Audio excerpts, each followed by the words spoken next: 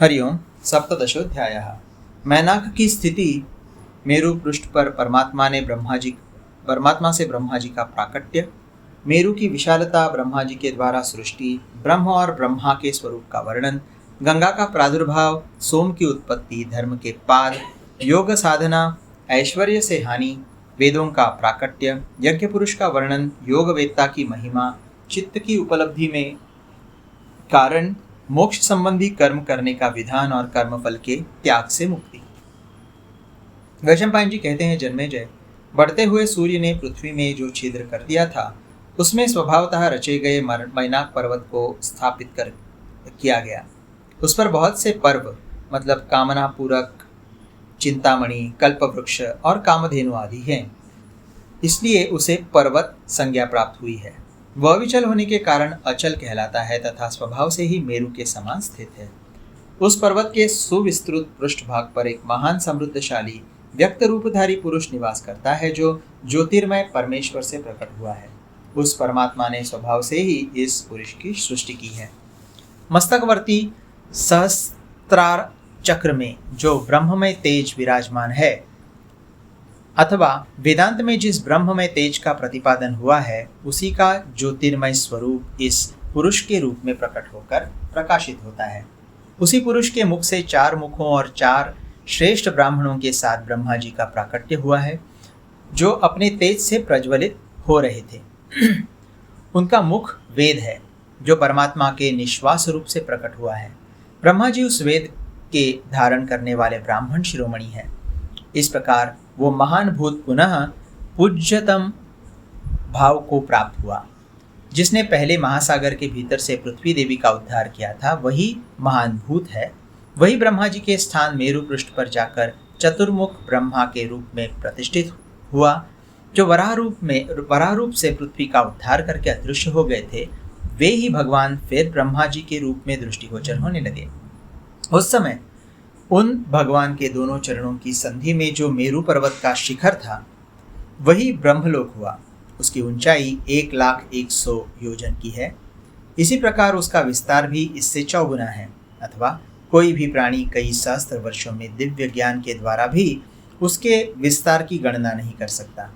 राजेंद्र, उसके चारों किनारों में 4 बड़ी बड़ी शिलाएं हैं, जिनसे उसके विस्तृत पार्श्वभाग घिरे हुए हैं। उन सब के विस्तार 100 योजन है। मेरु पर्वत का विस्तार उन सब से कोटि शतगुणा अधिक है। ऐसा नित्य सिद्ध, नित्य ब्रह्मपरायण, योगयुक्त ब्रह्मवादी पुरुषों ने निश्चय किया है।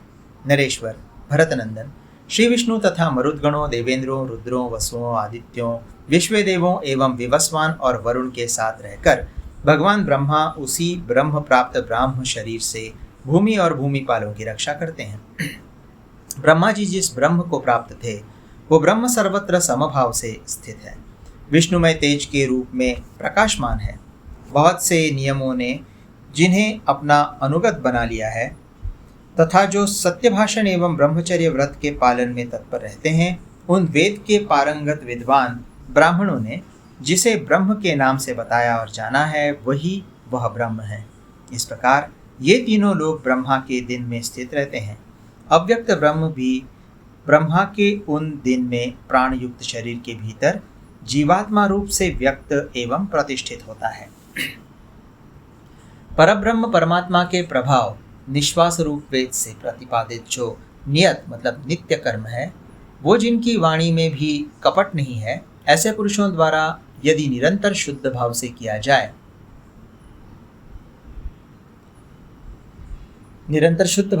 जाए, तो हितकारक होता है। वेदों के पारंगत विद्वान ब्राह्मणों ने इस तरह निष्काम भाव से किए गए कर्म को ही हितकारक बताया है। जिस पद को दिष्ट प्रारब्ध या पूर्वकृत कर्म का फल बताया गया है, वो विश्व ब्रह्म परमात्मा का एक पाद मतलब लेश मात्र अंश है। इस पे टिप्पणी है, श्रुति भी कहती है कि पादोस्य विश्वाभूतानि इत्यादि, अर्थात संपूर्ण भूत या समस्त भौतिक जगत इस परमात्मा का एक पाद लघुतम अंश है। अब आगे, विश्व को जिसका एक पाद बताया गया है, वो ब्रह्म संपूर्ण भूतों का नित्य सिद्ध आत्मा है।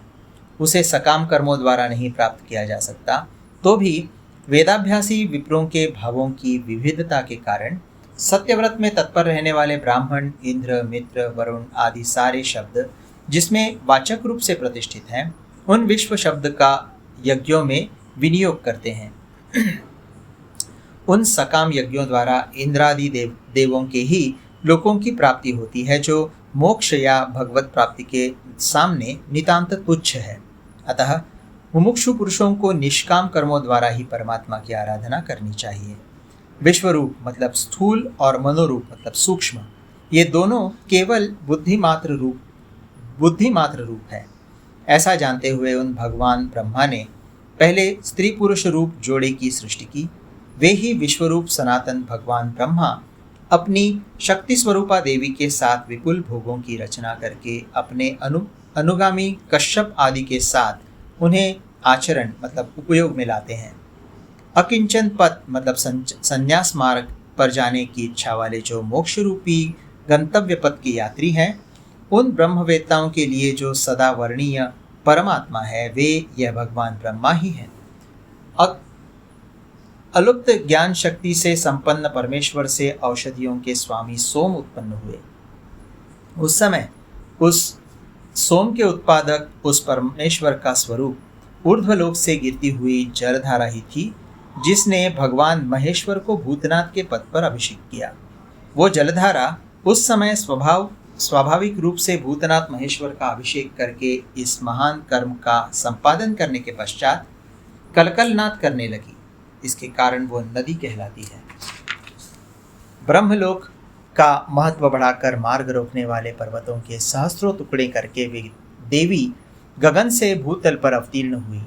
अतः गान गता इस व्युत्पत्ति के अनुसार उसका नाम गंगा हुआ। वे 7 धाराओं में विभक्त होकर सब ओर फैली। 7 धाराएं हैं गंगा, यमुना, सरस्वती, रथस्ता, सरयू, गोमती और गंडकी। यही उनकी 7 धाराएं हैं। वन पर्व 85 और 88। राजेंद्र, वे भगवती गंगा अनेकानेक नदियों और तीर्थों के रूप में सहस्त्रों की संख्या में विभक्त हुई हैं और बारंबार विभूति भेद से अनेकानेक रूप धारण करती हैं। उन गंगा जी से प्रकट हुए सोमदेव अन्न आदि के पौधों को बढ़ाकर इस भौतिक लोक की और अपने सुधामयी किरणों से परलोक की भी पुष्टि एवं रक्षा करते हैं। इस लोक की वृद्धि होने से जरायुज आदि प्राणी बढ़ते हैं। पृथ्वी, जल और तेज, इन तीनों महाभूतों के जो व्रीहि आदि फल हैं, उनकी भी सृष्टि होती है। फिर उन व्रीहि आदि फलों और मनुष्य आदि प्राणियों से मनुष्य पुरुषों की समस्त क्रियाओं का यथा योग्य आरंभ होता है। उन परमेश्वर की मुखारविंद से जो चारों वेदों के रूप में अक्षर ब्रह्ममयी सिद्धि प्रकट हुई, वही उपदेश भाव को प्राप्त हुई। उन परमात्मा का जो चिन्मय पुण्यजनक मतलब ब्रह्मा, उद्गाता, होता और अध्वर्यु, इन 4 पदों से युक्त तथा सनातन अनादि रूप यज्ञ है, उसके अधिपति रूप से यहाँ पितामह ब्रह्मा जी ही प्रतिष्ठित हुए हैं। चारों आश्रम धर्म के 4 पाद हैं, जिनके द्वारा यह संपूर्ण जगत धारण किया जाता है। स्वाध्याय रूप से व्यक्त हुए ब्रह्मचार्य आश्रम के द्वारा धर्म का एक पैर पुष्ट होता है। पवित्र ग्रह का आश्रय लेकर पलित होने वाले गृहस्थाश्रम के द्वारा धर्म का दूसरा चरण परिपुष्ट होता है। तपस्या के भार से गौरवान्वित हुए वानप्रस्थाश्रम के द्वारा धर्म के तीसरे चरण की पुष्टि होती है तथा आत्म तत्व के प्रतिपादक और कूटस्थ ब्रह्म की प्राप्ति कराने वाले तत्वमसी आदि महावाक्य के विचार से युक्त संन्यास आश्रम के द्वारा धर्म का चौथा पाद सुदृढ़ होता है। ये ही धर्म के 4 शरण हैं, जो स्वर्ग मतलब दिव्य सुख एवं मोक्ष की प्राप्ति के लिए शास्त्रों द्वारा प्रतिपादित हुए हैं।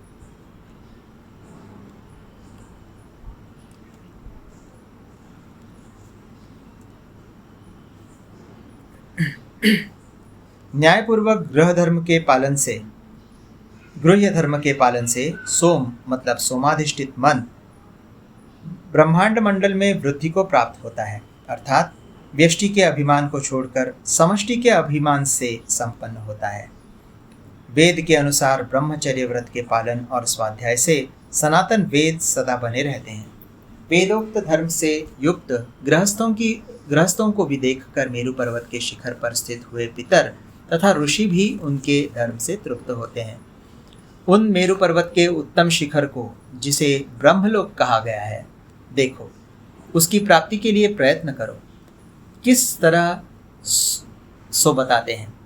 ऋषिगण दोनों पैरों से अंडकोशों को दबाकर सिद्धासन से स्थित हो उसका विचार या चिंतन करें। अन्यत्र सिद्धासन का लक्षण इस प्रकार मिलता है।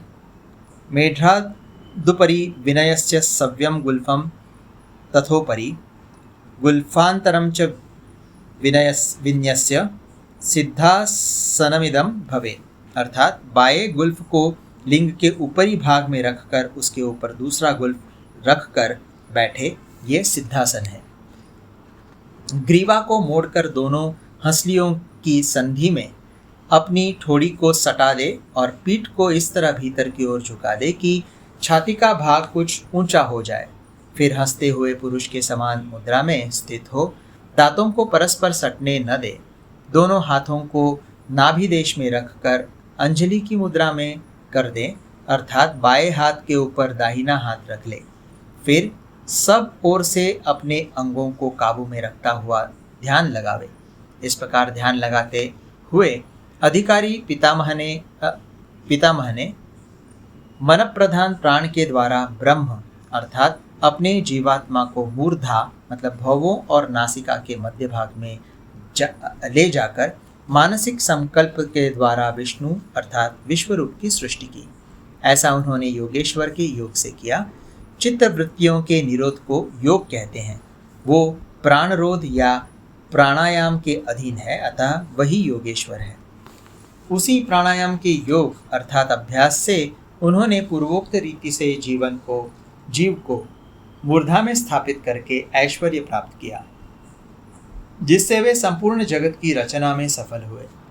प्रत्याहार की साधना से जिनकी इंद्रियां विषयों से पृथक हो गई थी, वे योगी पितामह परिच्छिन्नता के घेरे से मुक्त एवं व्यापक विष्णु रूप हो बिंब से प्रकट हुए बिंब की भांति अपने स्वरूप से ही तेजो मूर्तिधारी नारायण देव के रूप में प्रकट हो गए और आकाश में उदित हुए चंद्रमा की भांति प्रकाशित होने लगे। वे आकाश के मध्य भाग में अपनी प्रभाओं से अनुपम शोभा पाने वाले दूसरे भगवान सूर्य की भांति ब्रह्मयोग मतलब चैतन्य ज्योति के संयोग से उद्भासित होने लगे। मूढ़ चित्त पुरुष प्रत्येक क्रिया के प्रति नियम्य और नियामक रूप से दो स्वरूपों में स्थित हुए और ललाट के मध्य भाग मतलब भवों और नासिका के संधि स्थान में विराजमान सनातन ब्रह्म मतलब विष्णु का साक्षात्कार नहीं कर पाता है। सूर्य और चंद्रमा जिनके देवता हैं, उन इड़ा और पिंगला नामक नाड़ियों में बिंबभूत जो चैतन्य ज्योति है, उसी की धारणा करनी चाहिए। वह नेत्रेंद्रियों में प्रतिबिंबित होती है। उसी के द्वारा नेत्र में रूप को प्रकाशित करने की शक्ति प्राप्त हुई है। पहले से अध्यात्म विषय के चिंतन में तत्पर रहने वाले सत्यव्रत परायण वेदवेता ब्राह्मण विशुद्ध बुद्धि के द्वारा उसका साक्षात्कार करते हैं। दूसरे लोग कदापि उसका दर्शन नहीं कर पाते हैं। दूसरों को तो अध्यात्म शास्त्र का भी ज्ञान नहीं होता, स्वरूप बोध तो दूर की बात है। नरेश्वर जो भूतल पर योग जनित ऐश्वर्य से समस्त प्राणियों का निग्रह और अनुग्रह करने में समर्थ है, वो योगी आज यदि अपने चित्त को मोहवश योग में लगाए न रहे तो वे ऐश्वर्य उस समस्त प्राणियों का संहार करने वाले हिंसा योग में लगाकर उसका पराभव कर देते हैं। भरतनंदन, वे विभूतियाँ समस्त प्राणियों के वध की इच्छा वाले मनुष्यों को अपने भोग्य विषयों के लिए अन्य कुत्सित कर्मों में लगाकर उन्हें विनाश के गर्त में गिरा देती है। इसलिए मोक्ष की प्राप्ति के हेतु परब्रह्म परमात्मा के चिंतन में चित्त को पूर्ण रूप से लगा दे। चंद्रमंडल अर्थात मन के संस्थान ईशादि रूप का परित्याग करके महान चांद्र ज्योति मतलब चैतन्यमय तेज में, जिसका स्थान हृदय है, प्रवेश करे। शीघ्र विघ्न आने की आशंका से गायत्री अर्थात सगुण ब्रह्म के नेत्र की भांति प्रकाशक विशुद्ध तेज के भीतर स्थित हो जाए, जो कि अव्यक्त की उत्पत्ति का स्थान है। वो अकार उकार मकार और अर्धमात्रा रूप से अथवा विश्व, तेजस, प्राज्ञ एवं तूर्या रूप से 4 भेदों में विभक्त पुरुष रूप है। वो पुरुष ब्रह्म चैतन्यमय है, अव्यक्त अर्थात इंद्रिय, मन, बुद्धि आदि का अविषय है, नित्य, कूटस्थ और अव्यय मतलब विकार रहित है, इंद्रियों द्वारा गृहीत होने वाले रूप आदि गुणों से रहित तथा तमोगुण से युक्त है। उसकी कांति चंद्रमा की किरणों के समान उज्जवल है। वह सदा सत्य स्वरूप से प्रकाशमान है तथा शरीर के आकार में परिणित हुए लोहित, शुक्ल आदि वर्णों में आविर्भूत होकर स्थित है। उस प्रकाशमान देवता ने अपने नेत्रों से ऋग्वेद और यजुर्वेद को प्रकट किया। जिह्वा के अग्रभाग से सामवेद को और मूर्धा मतलब ललाट प्रांत से अथर्ववेद को प्रकट किया है। वे वेद प्रकट होते ही अपने अपने क्षेत्र का तत्वतः वेदन मतलब उपलब्धि करते हैं, इसलिए उन्हें वेद संज्ञा प्राप्त हुई है। वे उस ब्रह्म पद का वेदन मतलब लाभ करते हैं, इसलिए भी वेद कहलाते हैं।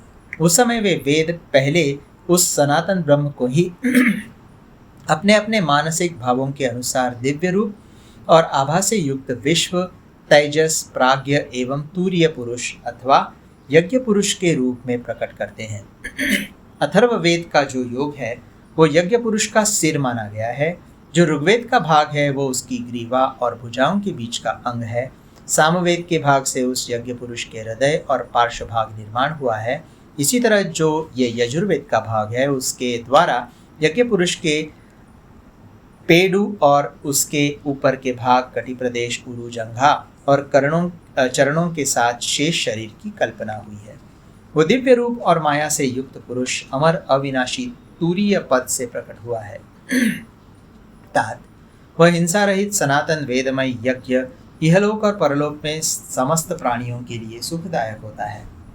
योग का आरंभ मन संयम रूपी कर्म से सिद्ध होने वाला है। यही सनातन ब्रह्मचर्य है। जो इसे जानता है वो समस्त प्राणियों की उत्पत्ति का कारण एवं वेद वेदता है। समस्त कर्मों के बंधन से मुक्त हुए वेद पारंगत मुनियों ने लोक में उसे सिद्ध बताया है। उसको सिद्धि ही प्राप्त होती है, इसमें संशय नहीं है। वेदों के पारंगत ब्रह्मवेत्ता ब्राह्मण जो मनोनिग्रह का अभ्यास करते करते थक गए हैं, वेदोपनिषद मतलब ब्रह्म विद्या द्वारा अधिगत होने वाले स्वराज्य पद की प्राप्ति के लिए इस प्रकार वैष्णव यज्ञ मतलब योग की आवश्यकता बताते हैं। जन्मेजय ने कहा, मुने, जो इच्छानुसार मन के द्वारा ग्राह्य हैं अर्थात ईंधन जल जाने पर आग की तरह जो स्वयं अपने आप ही शांत हो जाने के योग्य है, उस चित्त की उपलब्धि में क्या कारण है, ये मैं सुनना चाहता हूँ। इस विषय में आपकी जैसी मान्यता हो वैसे बताइए। वैशंपायन जी ने कहा, भारत नरेश्वर, इसका कोई बाह्य कारण नहीं है, अपने भीतर ही इसका कारण मौजूद है। शरीर के द्वारा किया गया जो कर्म है वही मन में संस्कार रूप से स्थित हो उसका उद्बोधक होता है, उस चित्त की उपलब्धि में कारण बनता है। कठोर व्रत का पालन करने वाले ब्रह्मवेत्ता मनुष्य जिस चैतन्य से समस्त ज्ञेय वस्तुओं को जानते हैं वो आत्मा होने के कारण अवेद्य है, तो भी शास्त्र और आचार्य के उपदेश के पश्चात लक्षण द्वारा उसका ज्ञान होता है, परंतु कर्म से तो उसको किसी तरह नहीं जाना जा सकता। पृथ्वीनाथ, वेदों का अध्ययन करने वाले ब्राह्मण आदि को चाहिए कि वो मोक्ष की प्राप्ति के लिए विद्या के अहंकार का त्याग करके विनीत भाव से रहे, सदा ब्रह्म यज्ञ मतलब स्वाध्याय का सेवन करे, प्रतिदिन शास्त्र और आचार्य के उपदेश से आत्मा और अनात्मा के तत्व को जानने का प्रयत्न करें, सदा पवित्र रहकर ब्रह्मार्पण भाव से कर्म करते हुए नियम पूर्वक श्रम आदि के साधन में लगा रहे। इस प्रकार द्विज दोनों हाथ जोड़कर गुरु की सेवा में उपस्थित होवे, गुरु तत्व का ज्ञाता होकर प्रतिदिन सायं और प्रातःकाल मोक्ष संबंधी कर्म मतलब आसन, प्राणायाम, प्रत्याहार, ध्यान और धारणा करें। मन में योग प्राप्ति के कारण गर्व न आने देकर विनयशील रहे, निरंतर ब्रह्म की भावना करते हुए मन को एकाग्र रखे और मौन रहे। वो मन से उत्तम वैष्णव पद मतलब शुद्ध ब्रह्म का चिंतन करे। इस तरह एकाग्र चित्त हुआ द्विज ध्यान परायण होकर ही प्रसन्न रहे। मोक्ष के स्वरूप को जानने वाला ममता रहित वो पुरुष चित्तवृत्तियों का निरोध करके विकार रहित चित्त से परब्रह्म परमात्मा को प्राप्त कर लेता है। वो जो सनातन ब्रह्म है उसी को अक्षर कहते हैं। उसी का शास्त्रों में निष्काम कर्म योग और ज्ञान योग के द्वारा साक्षात्कार कराया गया है। जो वैष्णव पद की प्राप्ति के लिए सर्वस्व का परित्याग करके काम भोग, स्त्री पुत्र आदि के संग की निंदा करते हैं, उन विनयशील ब्राह्मणों को उस अक्षर ब्रह्म का ज्ञान होता है। राजन, जो प्रत्येक कर्म में मन से उसके फल को ग्रहण न करके पूर्व जन्म के बंधन से ऊपर उड़ गए हैं, उनके लोग निष्काम कर्मयोग में प्रतिष्ठित हैं। नरेश्वर, फल को ग्रहण करने से जीव बंधता है और उसका त्याग करने से मुक्त होता है। जीव को पूर्व जन्म के संस्कारवश ब्राह्मण आदि क्षेत्र पुरुषों से क्रियाओं की प्राप्ति होती है। फल का परित्याग करने वाला पुरुष इंद्रियों के बंधन से मुक्त हो परम पद को प्राप्त होता है। वो पुनः इस मानव शरीर में नहीं आता है। इस प्रकार श्री महाभारत के खिलवाघरी वंश के अंतर्गत भविष्य पर्व में पुष्कर प्रादुर्भाव विषयक 17वां अध्याय पूरा हुआ।